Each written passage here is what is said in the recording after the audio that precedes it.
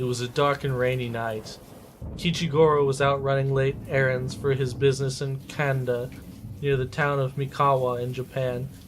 He ventured toward Tsuchikai Bridge, and when he passed through the gate to the bridge, he spotted what appeared to be a small child staggering along the path in the dark.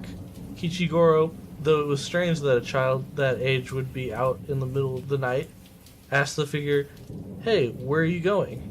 The child turned and looked at him, and Kichigoro was met with two eyes as red as blood set deep in a swarthy face. The creature's mouth stretched all the way from ear to ear. Kichigoro was surprised but not frightened. As he strained to get a better look at the alien figure, the creature jumped into the shadows of the night and disappeared. Kichigoro went straight home after this encounter, and he laid in bed and thought to himself, "It seems that the famous Kappa does exist after all." Legend of Kappa of Mikawa-cho. Fantastical beings are often born of attempts to explain what we don't understand, and are created through the eyes of the local culture. Due to this, each culture has its own unique monsters embedded in their folklore. But few societies have creatures as numerous or as strange as the Yokai of Japan. Join us tonight as we examine the strangest yokai in the land of the rising sun on this episode of Snipe Hunt.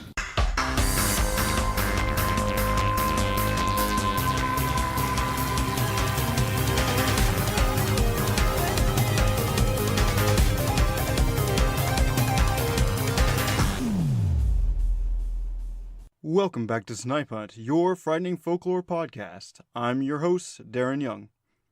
This part probably sounds different than earlier, because I am recording this after the episode is recorded, because the original recording became corrupted, and when I finally got it open, it was missing a couple minutes of the beginning. I would like to apologize for the technical difficulty. I know this kind of thing comes off as amateurish, and I realize that it can be a turnoff. If you're a frequent listener, you'll know that this has been kind of a common occurrence over the past couple of episodes. It's almost like we're under some sort of curse. Well, now I will read the missing section of the episode. You'll miss out on some of our trademark banter, but other than that, you will be able to listen to the rest of the episode with no issues. Once again, I would like to apologize, but let's get started. As you can probably tell from the cold opening, we have a guest on the show, my friend Michael Marquez. It's at this part where I welcome him to the show. Michael is on the show because when I was talking to him about it, he said, if I were on a podcast, I would be funny. So here he is, and let's hope he lives up to his claim. We do have some reviews to read tonight. The first one is a recommendation from Dawn that reads, "Just found it, loving the stories, making me want to take the 3-hour trip down there. Keep up the good work, guys." Thank you, Dawn. Now, if you do make the 3-hour trip down here to Northwest Arkansas, you will find that there is a ton to do. So if you ever have some free time, I would highly recommend it. The next one really isn't a review, but a comment. But I think that's as much as you can do on podbean.com. This comment is on the Melonheads episode by user QVP, and then a long string of numbers for the rest of the username. She writes, "Loving it. Just found y'all. Short, sweet, to the point. Like it. Thank you, QVP." Also, I discovered that on iTunes we have a 1-star review. There wasn't a comment to go along with it, so I wasn't able to find out why this person left such a low review. Now, everyone has their opinions. You don't have to like the show. That's fine. But to go through the effort of leaving such a low score review without an explanation is kind of weird to me. So, anonymous person, I doubt you're listening, but I'm actually going to take your bad review and use it to drive me to make the show better. Reviews are meant to help people see if they want to listen or not. So if you don't provide a reason, you're kind of just hurting the show. It's not really helping potential listeners or help us improve the show. And right about here is where the recording is not corrupted anymore and we're able to listen to the rest of the entirety. So right now we're in the middle of still talking about the 1-star review. So let's get back to it. Mind the 1-star? Yeah. But just say like, well, I kind of mind the 1-star. Hey, I listen to you guys. I'm kind of salty. I listen to you guys and you guys totally suck. You know, that... Okay. So, I do have a couple theories. Mm-hmm. One, on the very first episode, I talked about the Mothman, and this is before I wanted the listener to make their own conclusions based on the information I provided. So I made the conclusion that Mothman never existed. And, you know, some people who are really into that will get all riled up about it, and we'll go on there, leave a 1-star review. So that's one theory. The other one being, episode 8 when we had my brother Brent on. Well, there you go. Right They just there. hated So- Brent so no. When he read the cold opening, he read it like a robot who's never read a sentence before. So they probably listened to like 10 seconds of that. Like, we're not listening to this. And I was kind of worried about that, but I didn't want to make him reread it again. But all right. So enough of me being salty. I would say that it might be nice not having like a completely 5-star review because it makes it seem more legit. Yeah. that's It true. doesn't like he just got all of his friends to leave 5 stars. This way we Because have if you some... see like a few and they're just like all 5, you're like, nah, it's this way. I left a 5-star review. But hey, and that's just Yeah. that's just another review. We just have one more review on there, so Right. that kind of helps us. Not really, but kind of. Right. Let's Look at it on the bright- bright side. all the bright side of life. All right. Tonight's subject is the yokai. Here is a description from tonight's main source, yokai.com. Yokai are strange and supernatural creatures from Japanese folklore. The word is a combination of the characters yo, which means attractive, bewitching, calamity, and kai, which means mystery or wonder. Many English words have been used as translations. Yokai is sometimes translated as monster, demon, spirit, or goblin, but it can encompass all of that and more. The world of yokai also includes ghosts, gods, transformed humans and animals, spirit possession, urban legends, and other strange phenomena. There's that word again, phenomena. I can't. Forever Arbane. Yeah.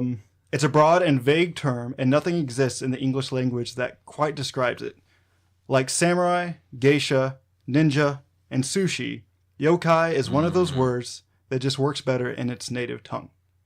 Sushi. I love sushi so much. Yokai.com is written, illustrated, and maintained by Matthew Meyer. It's an awesome and informative site, so definitely check it out. You might recognize Matthew Meyer from his appearance on the Astonishing Legend podcast. What the Podcast. frick? On the Astonishing Legends podcast on their Yokai Horrors of Japan episode. But we will definitely be covering different yokai than what was featured on that episode. So we're going to start with the most famous yokai, then work on our way up to the weirder ones. Yes, and if this gives you an idea of how many yokai there are, yokai.com acts as a database for these beings, and it lists about 342 of them. And this website may not even be a complete list. In fact, I know it's not, because I've found some yokai that weren't on the website, but ridiculous amount. It's kind of like Pokemon. I've seen Yeah. some yokai that are not on. Yeah, have you? Yeah, In so- anime? Yeah, in the animes. So let's start off with arguably the most famous yokai, Pikachu. Pikachu, the mouse Pokemon. It can generate electric attacks from the electric pouches located in both of its cheeks. No. Let's start off with the actual yokai, the Kappa, Fair enough. shall we? Okay. All right. I know we just said that we will get to the weirdest ones last, but the Kappa is not only the most famous yokai, but also one of the most bizarre. Here's a description from yokai.com. Kappa are aquatic reptilian humanoids who inhabit the rivers and streams found all over Japan. Clumsy on land, they are at home in the water, where they thrive during the warm months. Kappa are generally the size and shape of a human child, with scaly skin ranging in earthy hues from deep green to bright red, even blue. Their bodies are built for swimming, with webbed, thumbless hands and feet, and a turtle-like beak and shell. Their elastic, waterproof skin reeks of fish and is said to be removable. Isn't anything that lives in the water smell like fish? Most likely. Probably. I haven't done any tests to confirm, but I think that's a fair assumption. Now, this next thing might surprise you guys. Oh, yeah? Yeah, more than the waterproof skin that can be removed. Yes. They possess 3 anuses, allowing them to pass 3 times as much gas as a human. Gary, I'm so proud So of you kinda for like being me. able to read anuses I and know. not bust out laughing like in the Wendigo episode. Well, to be fair, I actually pre-read this Ah, one. Gary, you weren't I supposed to know, pre-read it. I know. I normally don't, but Is that how that works though? If you have Yeah, 3 obviously, if you have 3 anuses, 3 you can ani. pass so much more gas. 3 times the amount. It's scientifically proven. yeah, but normally when you have 3 exits, it usually comes from one. So they like, must it- have it- a whole 3 Right. separate.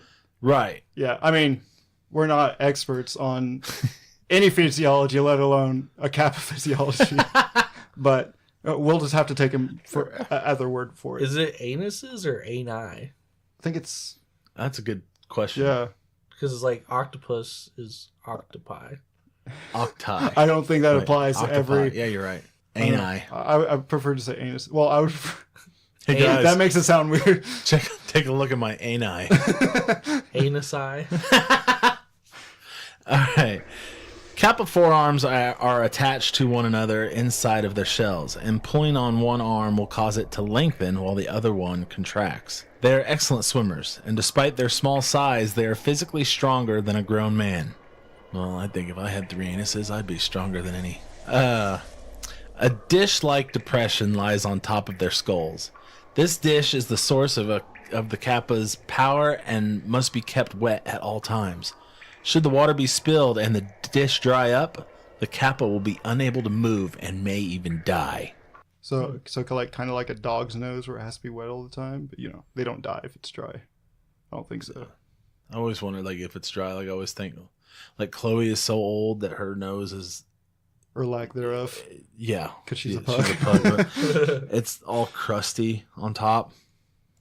Ew. Yeah. So this is different from like lizard folk who like are supposed to live among us. Yeah, it's not the lizard Illuminati. They're Okay. they can like disguise themselves as humans. These are just like small, impish like These are creatures. just like lizard dudes that just kind of hang out. Yeah, in the and they got water. like turtle shells and they got like web feet. Yeah, they just kind of like hang out, amongst other things, which we'll get to. And they don't happen to have like a rat sensei or anything. It's like you guys are in my head. I was just thinking, like, I'm going to Well, bust out Gary, you're always thinking of Ninja Turtles. So. I know. So, you're right. Yeah.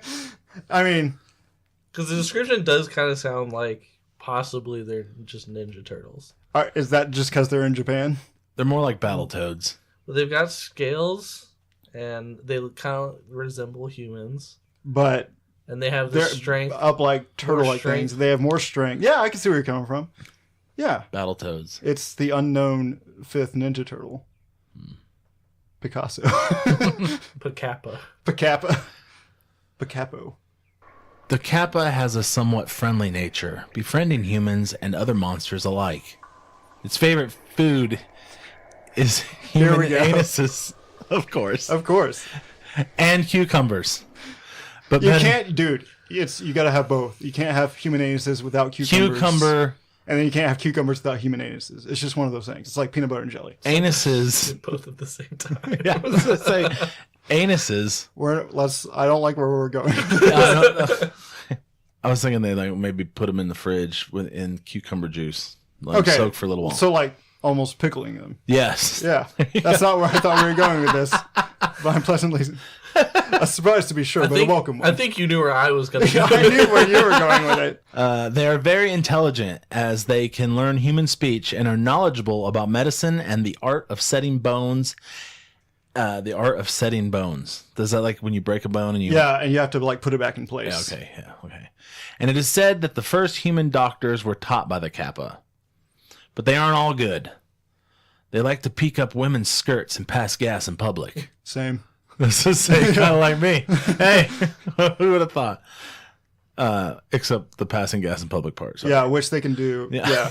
Yeah. Because of their 3 anuses. Thrice as well. Yeah, thrice as well. This latter act is extremely loud and lengthy due to their 3 ani. Yeah, I was about to say. See, I would think it'd be shorter since it's coming out through Like- different exhausts. But Right. if they have the 3 anuses, they have like 3.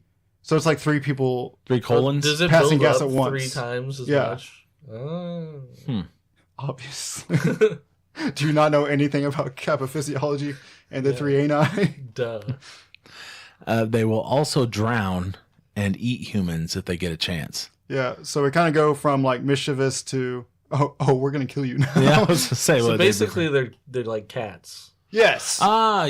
Yeah. If you turn your back on them, they'll try to kill you, but since they're cats, And it's they like, they also have 3 anuses like cats. yes. Yeah. Fun fact. In Japanese folklore, humans have something inside them called a shirikodama, which is supposedly the human soul in a hardened physical ball. Where is this magical ball, you may ask? Why, in your butt, of course. and the Kappa wants it. I was worried about reading that while you were drinking. Was not expecting that. So yeah, you have a magic ball in your butt, and the Kappa want it. Folklore / manga artist Mizuku Shigeru wrote, "Ever since I was a child, I had heard that I had to be careful in the water because the Kappa would try and take my shirikodama. It was said that in the water, a Kappa would come from below, extend an arm upwards, and stick a hand up your anus to extract the ball."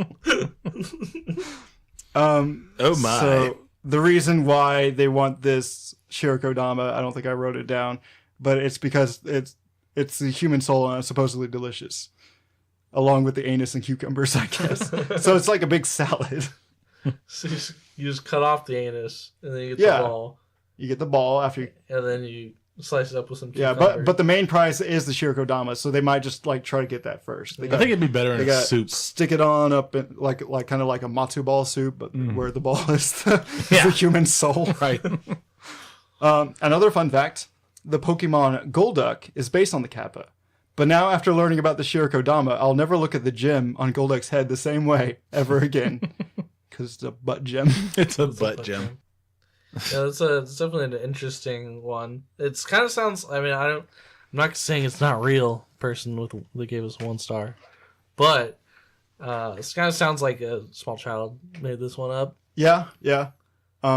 If you'd like to read the next part, it kind of includes a little tiny theory ahead. But so be careful if you go swimming in Japan. Maybe wear something to protect your butt.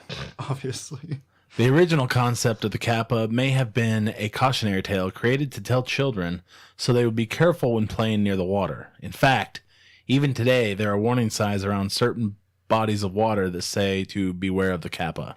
yeah. So like I've seen these signs. You can look at them. It just says like beware Kappa. That's why there's Kappa nets in the water. and swimming trunks. What? It just hit me. That's why there's nets and swimming trunks. What? You know, the kind that Would you irritate like to your stuff. elaborate?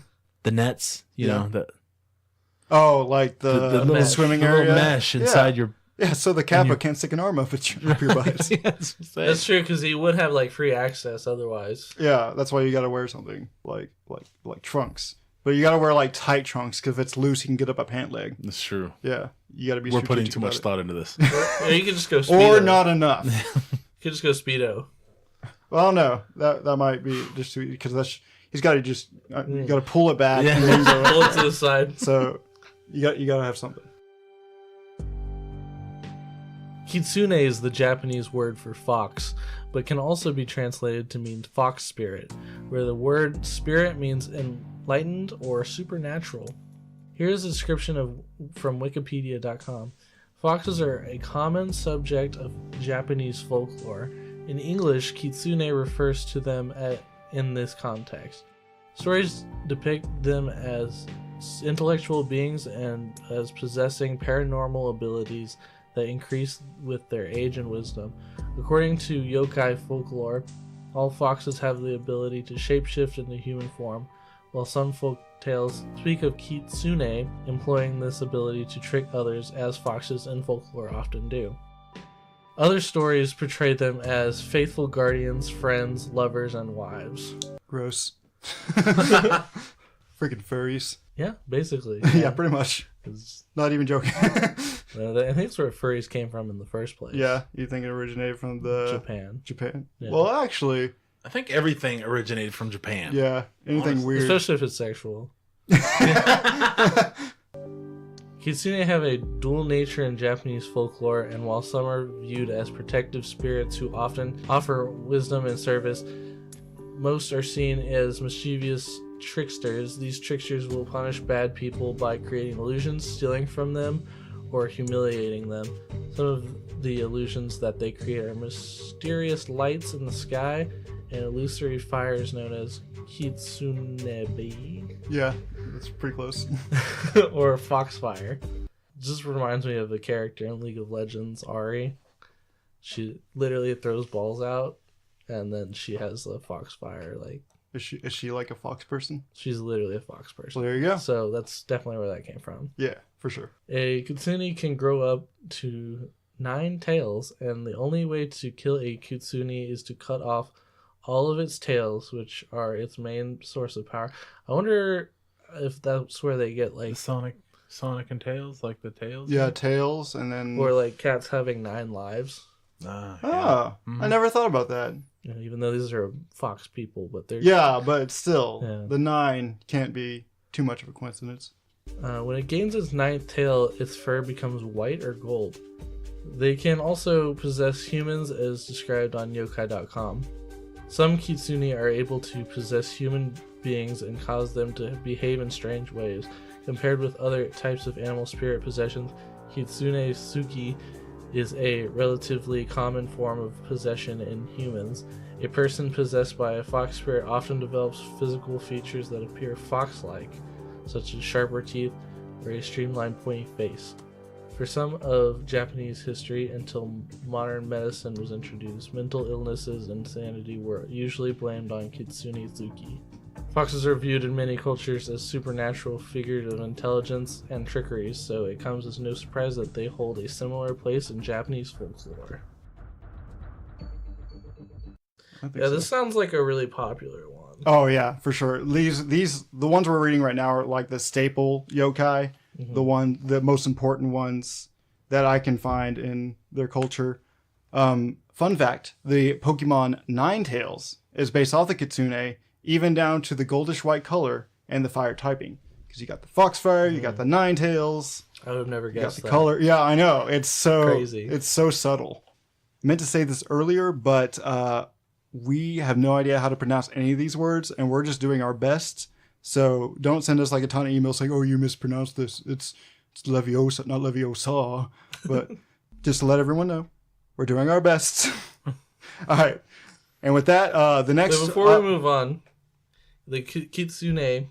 Do you think? What's his name? Now I can't think of the name. Great. Inuyasha. Did you ever see that? Yeah, the little fox demon.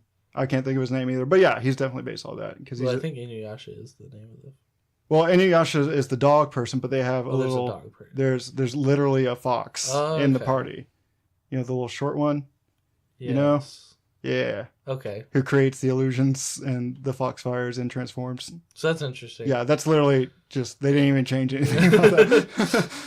All right, so the next up is the Gashadokuro, which is described on Yokai.com. Gashadokuro are skeletal giants which wander around the countryside in the darkest hours of the night. Their teeth chatter and bones rattle with a gachi gachi sound. Gotcha. Which is the yokai's namesake. If they should happen upon a human out late on the roads, the Gashadokuro would silently creep up and catch their victims, crushing them in their hands or biting off their head. Soldiers whose bodies rot in fields and the victims of famine who die unknown in the wilderness rarely receive proper funerary rites. Unable to pass on, their souls are reborn as hungry ghosts, longing eternally for that which they once had. These people die with anger and pain in their hearts, and that energy remains long after their flesh has rotted from their bones. As their bodies decay, their anger ferments into a powerful force, a grudge against the living, and this grudge is what twists them into a supernatural force. When the bones of hundreds of victims gather together into one mass, they can form the humongous skeletal monster known as the Gashadokuro. Earliest record of the Gashadokuro goes back over 1,000 years to a bloody rebellion against the central government by a samurai named, Taira no Masakado. Masakado? Yeah. Samurai with a Japanese name. And his daughter Takayasha Hime, who was a famous sorceress. When Masako was killed for his revolt, his daughter continued his cause. Using her black magic, she summoned a great skeleton to attack the city of Kyoto. Her monster is depicted in a famous print by Utagawa Kiniyoshi. Yeah, sounds about right. Yeah, so basically just a big old skeleton.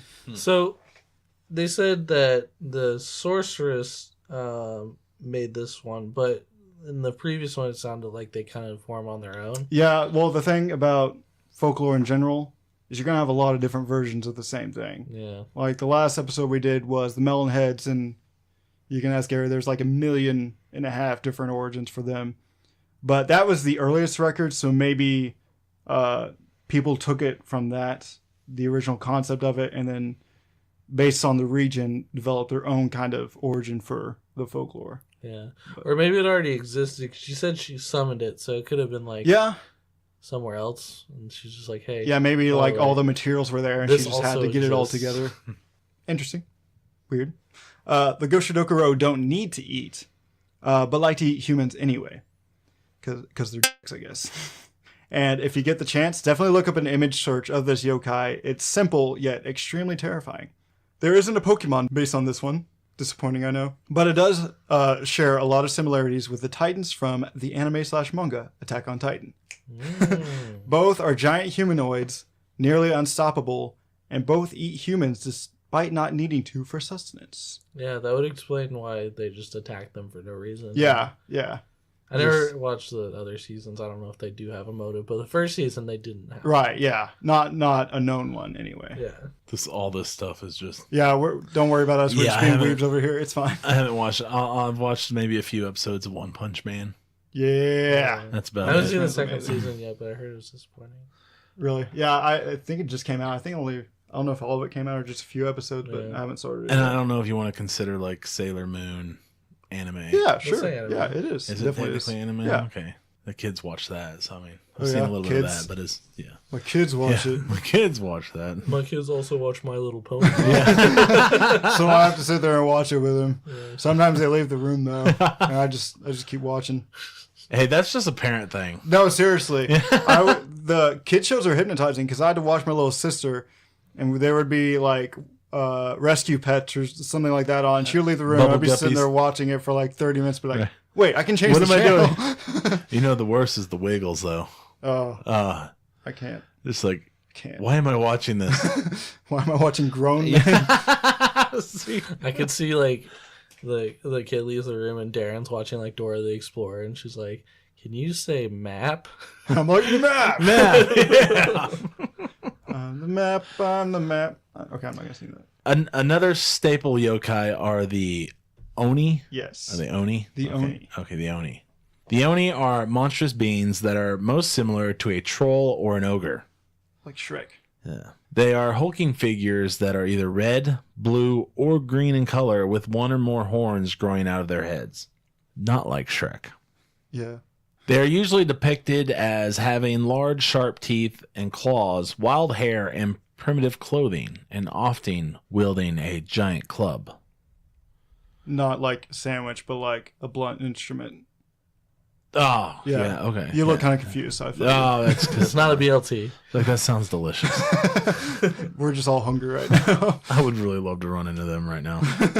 The term Oni comes from the character meaning to hide or conceal, and originally referred to a spirit of the dead, but later was attributed to the ogre-like monsters due to their tendency to hide behind objects.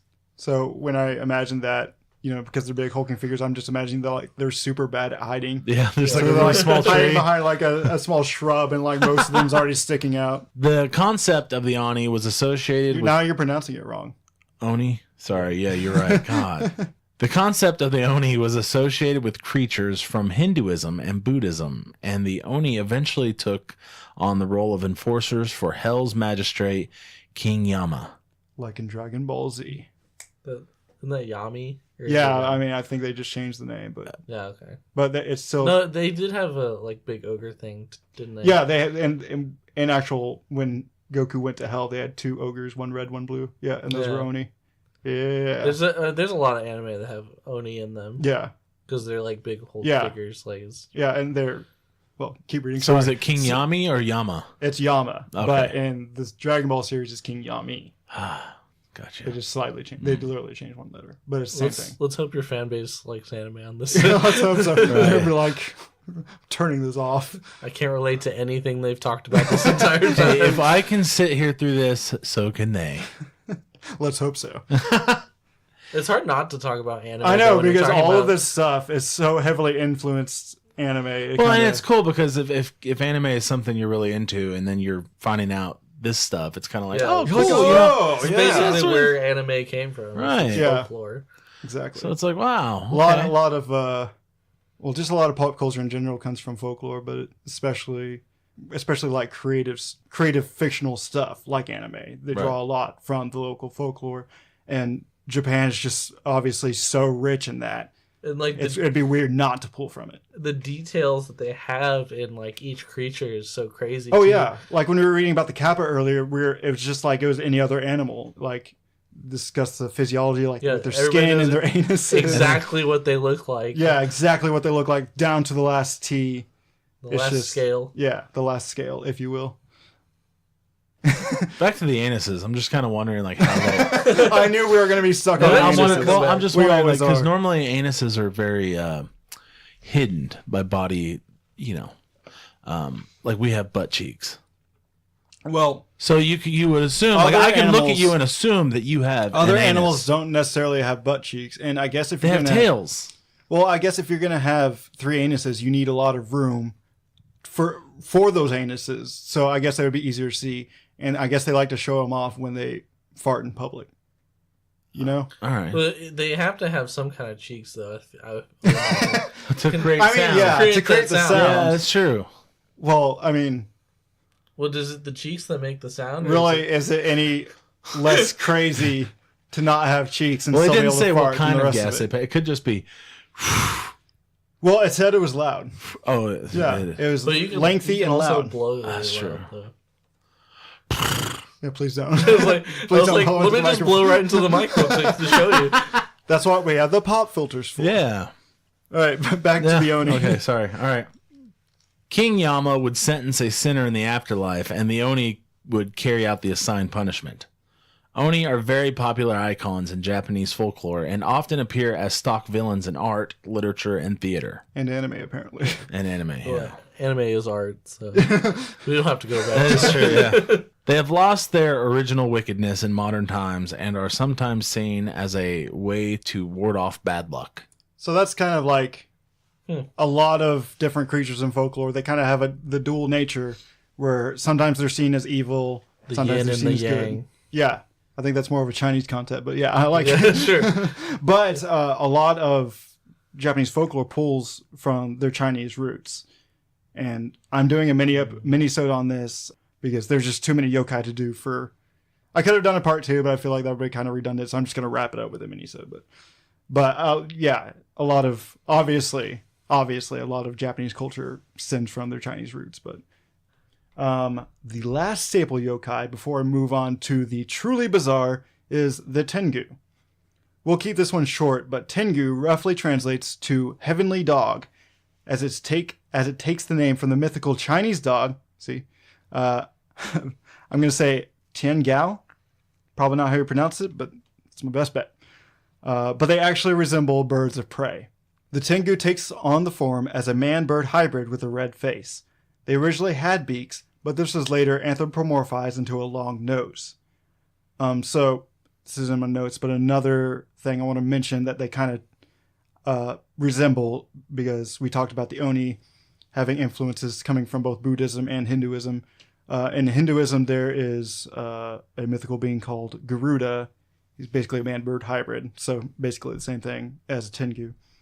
In the earliest lore, the Tengu were enemies of Buddhism and were seen as demons and harbingers of war.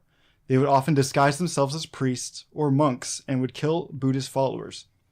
Over time, however, their image softened and are now sometimes regarded as the protective spirits of the mountains. So, if you do a Google image search of Tengu, almost all of them are wearing clothing of some sort, and they're always like priest clothing, and that stems from they disguise themselves as priest and monk just to trick people. Do you think maybe like the only reason that we kind of make them turn them, or the Japanese people do, turn them into like nicer beings is because like they stopped like doing all the terrorizing in the first place, right? Yeah. Like somebody who did something bad like a long time ago, you kind of just forget about it. Well, not always. Well, I don't think it's just I don't think it's just the Japanese in general. I think we all do this because even something as big or the Yeti, even over in the Alps, they'd be like, "Oh, don't get near the Yeti; it'll mess you up." But then at the same time, they'll keep alleged Yeti parts there as a protective kind of ward kind of thing. So there are a lot of cultures. And they'll make like cute little cartoons. Of Yeah, Yetis yeah, and exactly. stuff. Tragedy plus time equals comedy is the saying, but in this case, cuteness, yeah, And yeah, protection. yeah, exactly. And it's more of it's the redemption arc for the monster. Red Tengu mask with the iconic long nose are a popular choice in many village festivals. So these aren't really too bizarre. The Oni and the Tengu aren't too bizarre as far as yokai go, but they're definitely some of the most well-known, so I figured I should include them. You probably recognize the mask, too. Oh, yeah, you would definitely recognize the mask. Like, even in Soul Calibur or, like, in other games where you can customize a character, a lot of them have that red Tengu mask, where it's the red face with the long nose. Yeah. So almost kind of like a apothecary. Oh, okay. Sort of, yeah, all of these staple yokai that we talked about so I far. believe that mask is in For Honor, too. Have you ever played For Yes, Honor? it definitely is. Yeah, it is. That's what. Okay. Well, now you know where it came from. Right. Okay. Tengu mask. Gotcha. So yeah, like Nice. it's just another example of how the folklore has influenced pop culture. All right, let's on to our next one.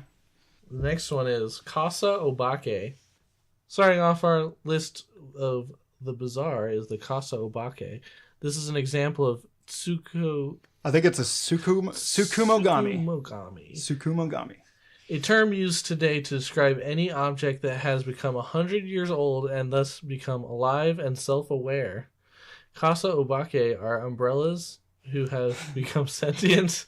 They're generally depicted as being folded up and having one eye and a single leg that it jumps around on. So the single leg is where the handle would be. Right. Yeah, that makes sense. Although there are depictions of this creature having multiple limbs and even a mouth with a long tongue, this yokai is not to be confused with the Yurigasa, Yeah, I think it's the Yurigasa. which is a ghost umbrella that is known to blow people away up into the sky on windy days. That would be really confusing. Like, is this the Kasa Obake or the... Yurigasa, or is just this a regular umbrella? You can never know. Just be careful. It's like a 50-50 chance at this point. It's like a mimic in like Dark Souls or D&D. The longer time goes, the more likely it's a Kasa Obake. Yeah, it's true. It's like, wait, how old is this umbrella again? Yeah. I probably gotta throw it out. Let's see, where was I? Folklore. Folklore also exists of a mysterious umbrella that will randomly appear on rainy nights, and those who see it become terrified and unable to move their feet. So if you're keeping count, that's now 3 different umbrella creatures. We have the Kasa Obake, we have the Yurigasa, and we have this unnamed mysterious umbrella That scares you. that scares you, and you become paralyzed in fear. If I saw one of those on a rainy night, I'd be like, oh, thank God. Well, you would have no choice but to be overcome with dread and not be able to move your feet. You would feel relieved at first because you're like, finally an umbrella, because for some reason I'm out at night and I don't have one. I was just thinking of people who are like, it's like raining outside and you're like sleeping at night and you like open your eyes and there's just like kind of an umbrella outside the door. Like you look out the window and it's like an umbrella in the field. Yeah. I can't And then think you of have, anything like- less terrifying. It's true. I honestly am surprised I haven't made a horror movie about this yet. It's just too good. But then you realize you're frozen and And you're like, oh no. fear. Well, that's more like sleep paralysis. That's what I was thinking. Yeah, It's which like, we've talked about might be like what- so much on this show. A similar example of objects coming to life is the Bakezori, or ghost sandals. Yeah, don't worry. If you thought a umbrella was weird, we got ghost sandals now. Man, everything's gonna have to be a ghost. We're not gonna be able to like go to Japan. Well, to pull it back to pop culture, a lot of Pokemon are based on inanimate objects, and it That's probably stems from the what's it called? The Sukumogami, where they become sentient Yeah. or gain a spirit after being alive for so many years. But anyway, Huh. That was interesting, actually. Rather than existing for 100 years in order to come to life, the Bazazori... sorry, I misspelled it. Bakezori. I was like, is this a different one? Probably. Are straw sandals that have been mistreated Don't mistreat your sandals, guys. and are forgotten by their owners and have become yokai as a result. The sandals grow arms and legs and a single eye. They run around the house singing and causing mischief. In Japanese culture, there's a strict etiquette on where you can and cannot wear footwear inside households and other buildings. So the Bakizori might have originated from these rules. I was actually just thinking. Yeah, because this is kind of my theory. I didn't really find anything that kind of collaborated, but there's a lot of strict etiquette about footwear in Japan, especially on where you're supposed to wear shoes and where you're not supposed to wear shoes. Like even inside a house, there's like a certain mat where you cannot wear any sort of shoes on. And so I feel like, so you're putting your shoes on and off a lot in Japan, from what I could tell. So I would imagine it would be pretty easy to forget about your shoes. And then I guess the shoes feel mad about that, so they become Bakizori. Ghost sandals. And I can see this like originating from like parents who are trying to get their kids to Yeah, exactly. It's another when to don't forget to put away your shoes. Don't forget about your shoes, or they're going to become disrespect them. Bakizori, and they're going to run around the house, and it's going to be your fault. Yeah. I'm trying to think of the movie trailer for this. In a world. Yeah. On a rainy night, you want to go outside, but you can't find your sandals. But wait, where's your umbrella? Oh, it's in the middle of the street. You're paralyzed. And as you're paralyzed, you can hear a flip-flop of sandals behind you. And you can hear singing, it is Oh, God. the Bakizori. Cue dramatic music here. Yeah, it kind of reminds me of there's Rubber, which is about that tire that comes to life and starts killing people. No, that's a real movie. Yeah, that's true. Yeah, so maybe... Not to be confused with Flubber. Yeah, not be confused with Flubber, who is a slime that comes to life and starts killing people. Oh, man. All right, so... So those are cute little creatures. Yeah. The only one that's like really scary is the one that paralyzes you in fear. Oh no, I think if I saw an umbrella with one eye and a long tongue, I think I would be like, oh, that's so adorable. You'd be like, I wonder if that's like how they come up with like you know in games if you go up to a chest. It's yeah, like it's a mimic. Yeah, I said that earlier. Oh, did you? Yeah, like in D&D or in... It's a mimic. Yeah. Where you go up to a chest and it's actually just a creature. It grows like little arms and legs, has a big Yeah. toothy mouth and a long tongue. Yeah. I wonder if they just do that with like every object, or if that, and maybe this is just where it originated Well, from. I think there's more some details on the Tsukumo gamis that I didn't include for time's sake, but yeah, there's definitely some more rules involved other than that, but You can't mistreat your chest, or it becomes... or your sandals or your umbrella. But speaking of feet. All right, good luck with this pronunciation. Yeah, I know. Gary. That's what I'm saying. Next, we have the Ashiarai Yashiki. Yeah, I think it's Ashiara. Yeah, Ashiara Yashiki. Yeah. Which is a yokai that was only encountered once in the Edo period in a region that is now the Sumida ward of Tokyo. Or Sumida. I think it's Sumida. Sumida. Yeah, that makes sense. You make it, yeah, okay. Not that it matters, but... This encounter happened to a high-ranking samurai named Aji no Kiyanosuke. One night at Aji's mansion. Mansion. A mansion. I said yeah. no accents. That was unintentional. An ear-splitting booming sound was heard. The sound was a thunderous voice that said, "Wash my foot." It was his wife. The ceiling was then broken open and a giant, hairy, filthy foot descended up into the mansion. The servants of the household were terrified and scrambled to meet the yokai's demand. They scrubbed the foot clean and it disappeared as it ascended back into the hole in the ceiling. I need to try this. Wash my foot. Crash. Put it through the floor and see if somebody starts scrubbing it. Like, oh yeah. Little mouse. No, that's nice. Do you live in an apartment? Or? No, but I'm thinking I should go to like people. So you that did do. live in an apartment, though. Yeah. That'd be great. They'd probably just start hitting my foot with a brooms, broomstick. yeah. This happened the next night, and once again, the servants cleaned the anomalous appendage, and once Yeah. again it left. I did that. That was my writing. Nice. It has got alliteration. 2 big words. I was very proud of it. This happened again on the third night, and Aji had enough and instructed his servants not to wash the foot. Oh, it's going to be big Man, trouble. he's picking a fight now. In retaliation, The giant foot thrashed about and destroyed a good portion of the roof of the mansion. I knew it. Aji's friend was very interested in this strange phenomenon and offered Aji to trade mansions. Aji's friend has a foot fetish. Yeah, I'm pretty interested because I'm into yokai, not feet. Yokai. I'm definitely into what was the fox one? Definitely not into kitsune or kitsune suki. Definitely into that, not cat girls. An offer that Aji was all too happy to comply with. Yeah, But sounds like I a would sweet be. deal. I was like, I want to trade mansions. Yours has a giant hairy foot that comes through the ceiling sometimes. I wonder if insurance covers that. Yeah, probably not in those days. But the foot was never seen again. Poor guy, he traded mansions for nothing. He got Sounds like the greatest scam of all Yeah, time. I know. He's like, man, dude, I got this huge hole in my ceiling. Oh yeah, what caused it? It was this giant foot yokai. He's like, giant foot yokai. He's like, yeah, totally. It's totally that. Wait, And what then- do you like? Feet? Yeah, how about we trade mansions and you can go experience that. And it's definitely not because I have a giant hole in the roof of mine and I don't want to pay the money to repair it. This is the worst trade deal in this. I need my Donald Trump Maybe soundboard. ever. It was huge. Huge foot. Huge foot. It was huge. Crashed through the wall.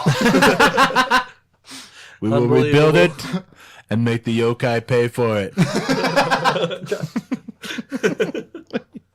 Yokai.com provides the following theory. There's There's gonna no lose some listeners. no, no. Now it kind of sounds like we're like sponsored by Yeah, Yokai.com. Yokai.com. Well, I want to give the guy lots of credit. Yeah. Because, like I said, he was the main source for this. Well, now that we've made the Donald Trump jokes, maybe he does want credit. But we're not bashing politics. No, we're or not gonna get political on Yeah, this, we're not yeah. going to get no. We just like to meme. Just funny. yeah, we just do it for the memes. There's no definite conclusion as to what caused this strange occurrence. It's often blamed on a mischievous tanuki, for they have magical powers and they love playing tricks on people. On the other hand, washing your feet is also a Japanese idiom for rehabilitating a criminal. Wow. It all comes Yeah. full circle. I know, Every right? time. It's so deep. It's kind of like dirty laundry. Well, a lot of Japan, you especially see this in Pokemon names, they love puns. They love puns so much, even because they have two different ways you can use puns. Either the sound itself, like Dig Dug. like for example, Pikachu, Pika is an animal, and Illy Pika is like a little mouse animal, but also Pika is the onomatopoeia for an electric sound in Japan. So like our version of that would be like zzzt, theirs would be a Pika. So it's a huge pun, and they love that. So there's the way it sounds, and then there's the way you can write it. There's different ways you can write Japanese words in their kanji to make it a pun. So this doesn't surprise me, is what I'm trying to say. A culprit whose feet have been washed can be said to have paid his debt to society. Sounds like a sweet deal. He washed his dirty laundry.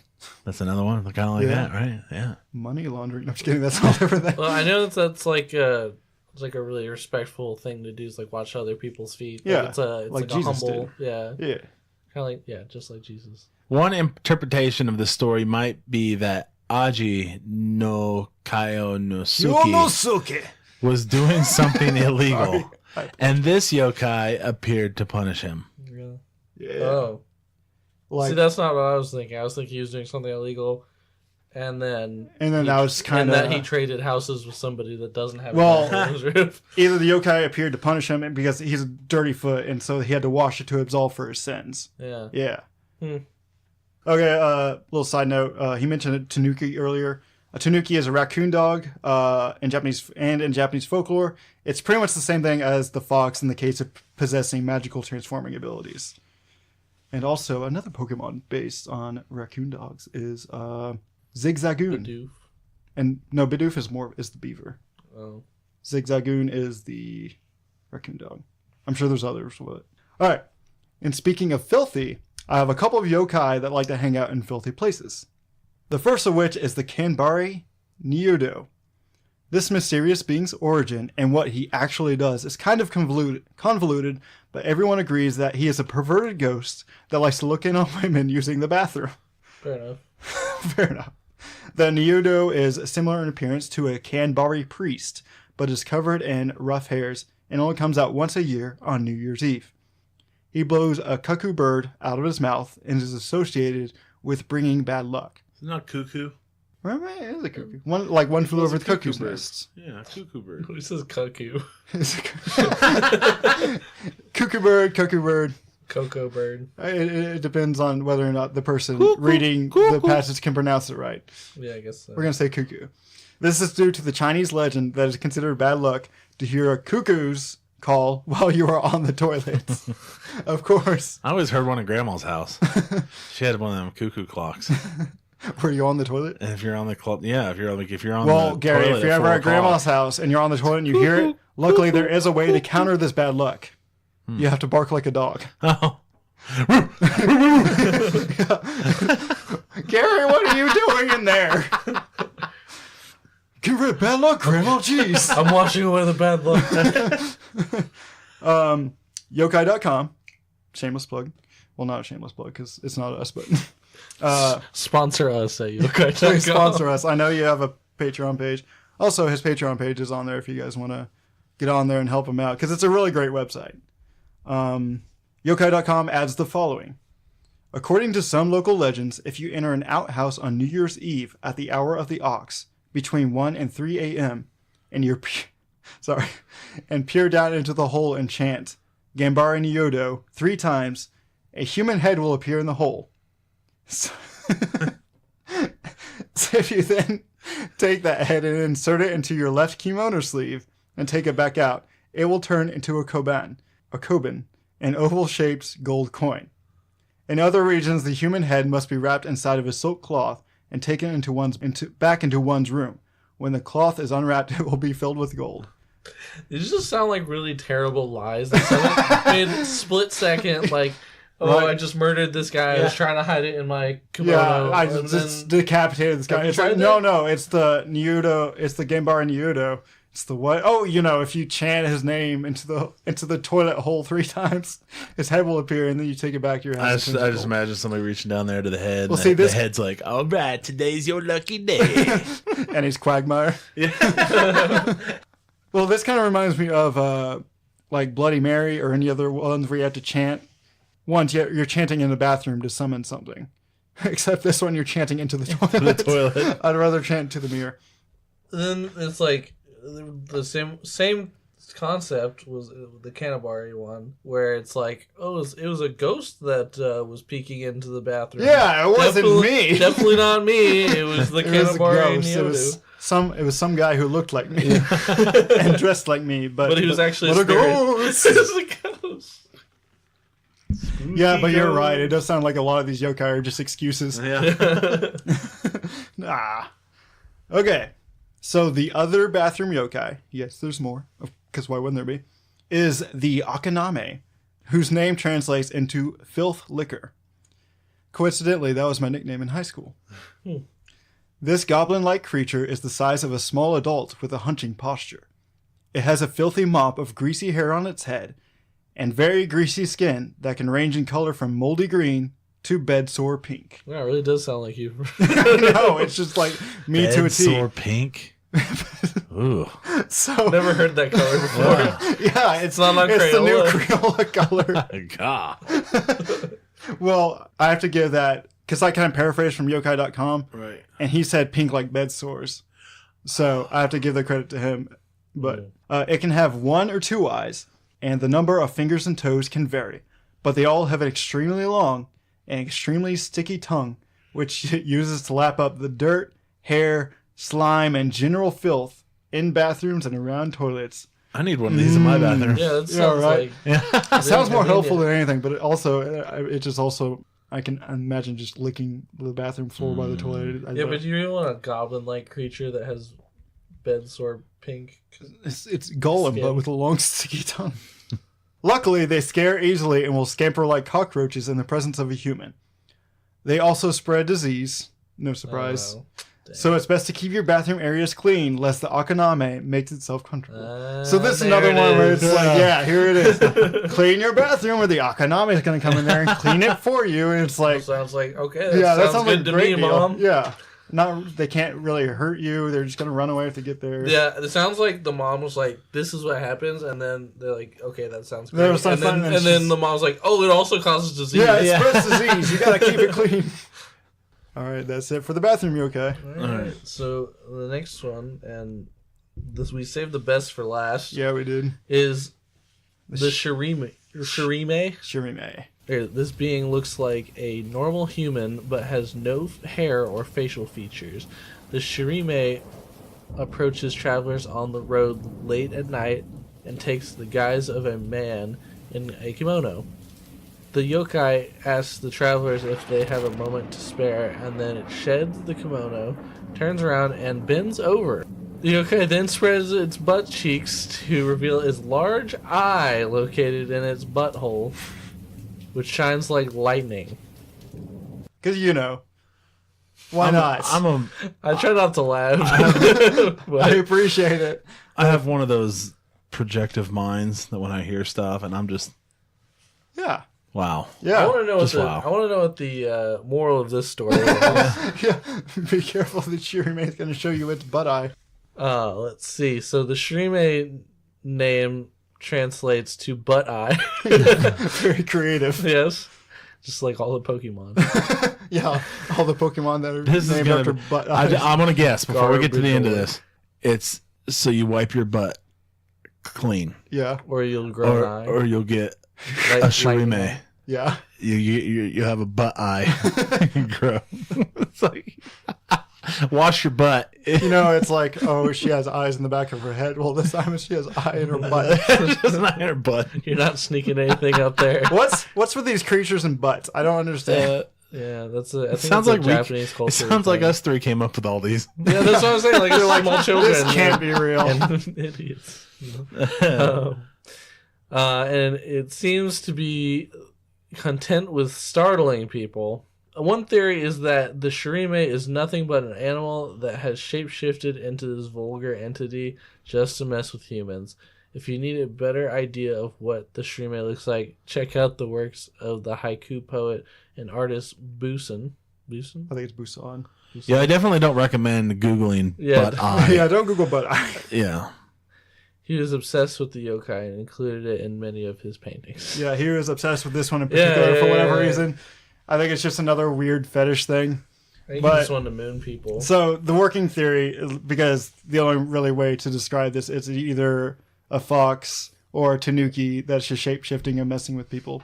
Because it doesn't...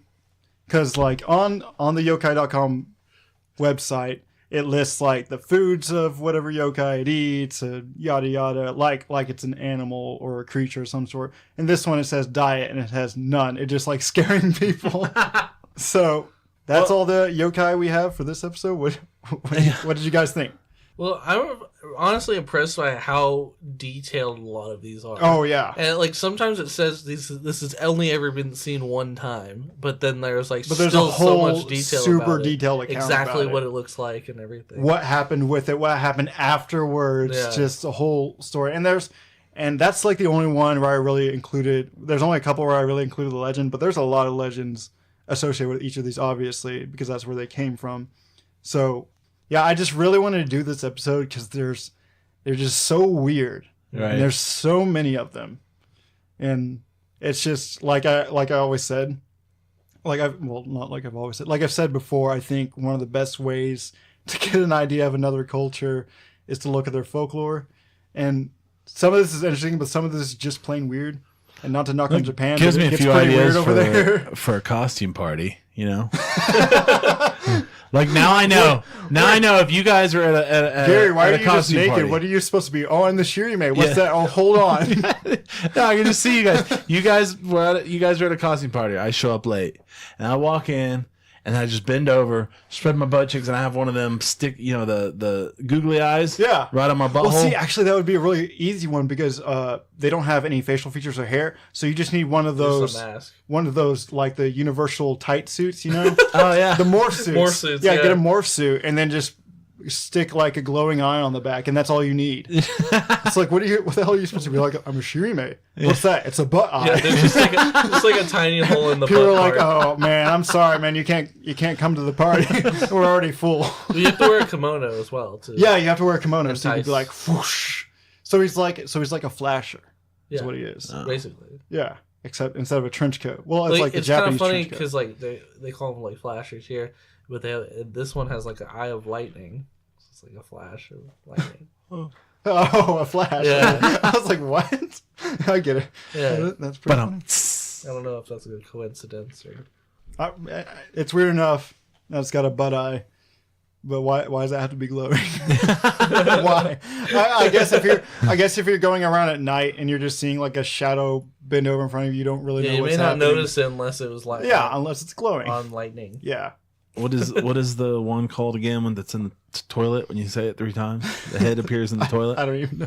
It's the priest. Hold on. I say I'll hide in the bathroom. The Kanbarin Yudo.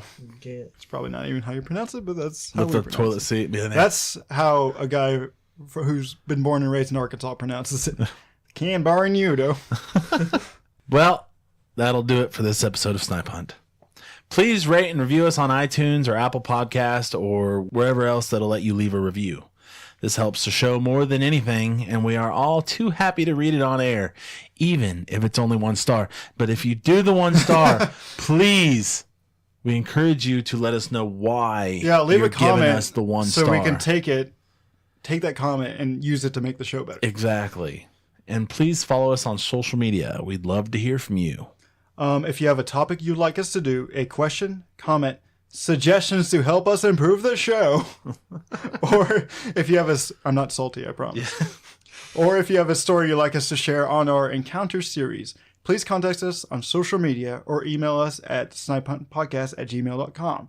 And if you'd like to further support the podcast, check us out on Patreon at patreon.com/snipehunt. Michael, once again, I would like to thank you for coming on the show. Yes. Thank you for having me. I It hope was you had really a good fun. time. Yeah, talking about these super weird yet super interesting creatures. Yeah, I love Japanese culture. I love anime. So this was probably like a great time for me Yeah, to come on. yeah, I figured it would be. Now you're going to be watching one of them and you're going to be like, wonder You're if like, he has... you're like, that's wonder if he definitely a Shiri. Like there's gonna be a bridge scene. I'm like, oh no! Oh man, here it comes. First, watch out for umbrellas. Second off, First things first, umbrellas. That's the main threat here. Second of all, butt eyes. All right, so if you'd like to close this out. yokai are some of the most numerous and strangest classification of monsters. If you plan to visit Japan, beware the Hyaki Yako, the night of 100 demons. This is the night where once a month, all Japan's supernatural creatures leave their homes and take to the streets to take part in one massive unnatural parade. To avoid being killed or taken by these monsters, stay inside and chant the following protective spell. Katashi ha ya, ikasi ni kyuri ni, tame rusake, taihi ashi hi, ware shiko ni kyuri. If you do, you should be well protected from Japan's frightening folklore. Once again, we want to thank you for listening to Snipe Hunt. Your listening has been noted and will be reported with the proper authorities. All audio used was done so under the protection of fair use. Logo design is by Ethan Rothfuss. The music used for this episode was composed by Mayu in Nature World 1986. We'll continue to search for the unexplained and will hopefully see you on the next hunt.